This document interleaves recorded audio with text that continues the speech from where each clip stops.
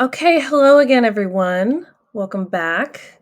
Today, we're going to explore American naturalism and regionalism. These are two major literary movements that emerged in the late 19th century, and they were offshoots of American realism.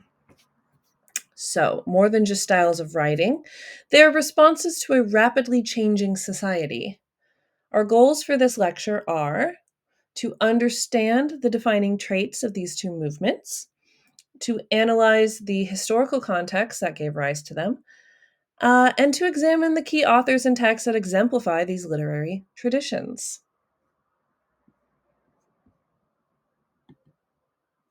All right, so let's begin with context. So, in the late 19th and early 20th centuries were times of profound transformation in the United States. Again, industrialization accelerated, urban poverty worsened, and waves of immigration started to reshape cities.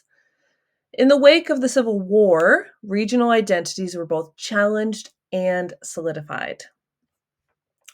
As writers moved away from the idealism of Romanticism, as we said last week, they began to adopt a more realistic lens. Again, this gave rise to realism, but from realism, two significant offshoots emerged: naturalism and regionalism. So let's first start with naturalism and dive into that. Naturalism builds on realism, but adds what you could say a philosophical edge. It's grounded in determinism, which is the idea that individual lives are shaped by forces beyond their control. This could be biology, environment, social class. Think of like nature versus nurture. It's deeply influenced by, again, Darwinian theory and often delivers a social critique. Stylistically, naturalist writing is unsentimental, often gritty and raw, and aims for an almost scientific objectivity. So when you think of standard realism in literature and then you think naturalism, think of it as, like I said, more of an edge, more intense, more raw, more unflinching, more less forgiving. Hopefully that gives you some sort of idea. These works portray characters who are often trapped as well. This could be by poverty, addiction, or circumstance. So, very cheery topics. All right, so let's dive in. First, we've got Stephen Crane with Maggie, a Girl of the Streets. So Crane was born in 1871. He died tragically young at 28. He's better known for The Red Badge of Courage, a Civil War book that he wrote years after the Civil War, but many believe to be one of the greatest Civil War literature out there, even though Stephen Crane never fought in the Civil War. But apart from that, Maggie, the short story, is one of his earliest examples of American naturalism. So the story, it's set in New York's Bowery slums. The novella tends to explore violence, urban poverty, and the failure of institutions such as family and religion to offer support. Maggie's downfall is not due to poor choices alone, but the brutal determinism, easy for me to say, brutal determinism, say that 10 times fast, of her environment. Crane's style, again, is very stark, objective, and critical. The second one we're looking at in terms of naturalism would be Rebecca Harding Davis, her Life in the Iron Mills novella. So Davis was a absolute trailblazer. She was one of the first American writers to depict the industrial working class. The novella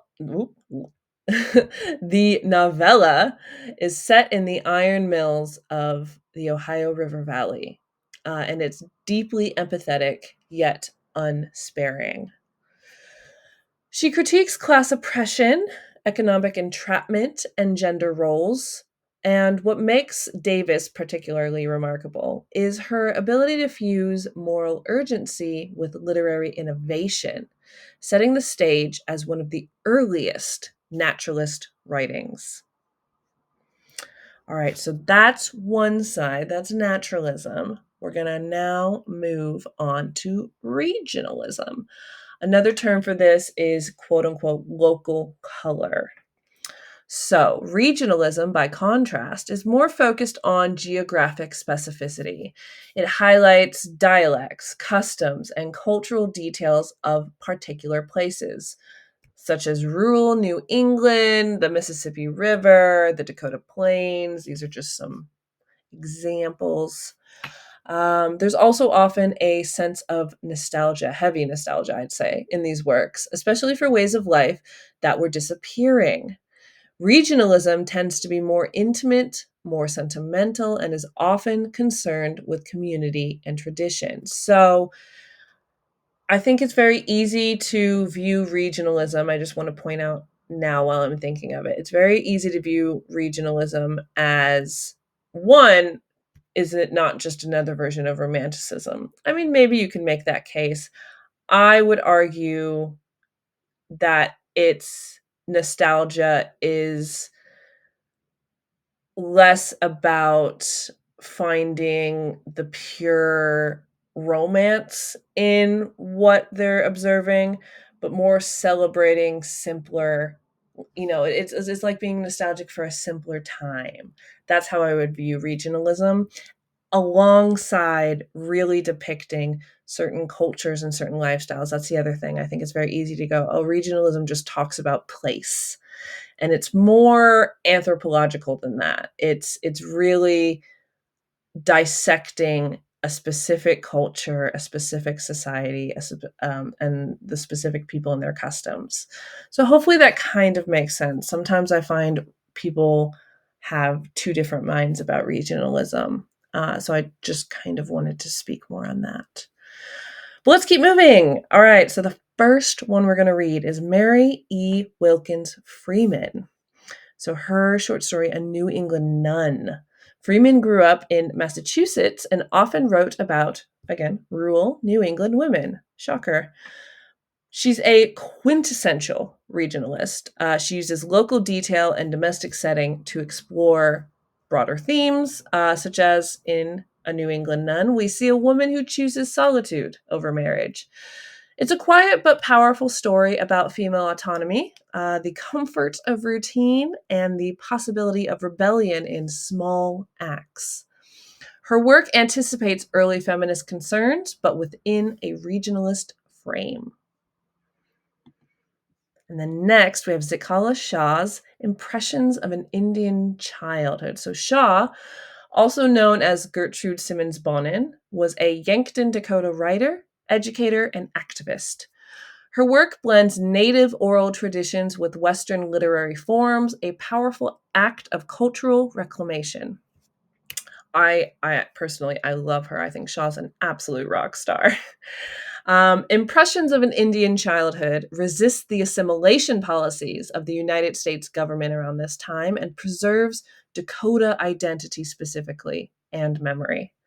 It's regionalist in its depiction of a specific culture and landscape, yes, but it's also very politically radical and challenges the colonial narratives of the time. All right, so to wrap up, let's just quickly distill what we've learned. One, literature reflects historical pressures. From industrialization to colonialism, these works respond directly to their cultural moment.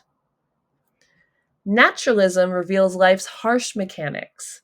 Characters often struggle against invisible but powerful forces, such as poverty, genetics, or fate. Regionalism preserves cultural nuance. These texts celebrate local identities and the details of everyday life. Voices on the margins matter. Many of these authors, women, Native Americans, working class writers, etc., center people and experiences that dominate narratives ignore. And, these works still very much speak to today, whether through questions of power, identity, or resilience. Their insights continue to resonate. So, to close, here are just a few questions I want to throw out there that we might consider as we're reading this week. How did these writers depict social or environmental forces shaping individual lives? In what ways do their texts resist dominant cultural narratives? And how do gender, class, and race intersect in these works? All right, that's basically it for now. Again, as always, if you have any questions over the lecture, reading, so on, feel free to reach out in the course chat or any other way to reach me via my office hours. And yeah, thanks, guys. Have a good week.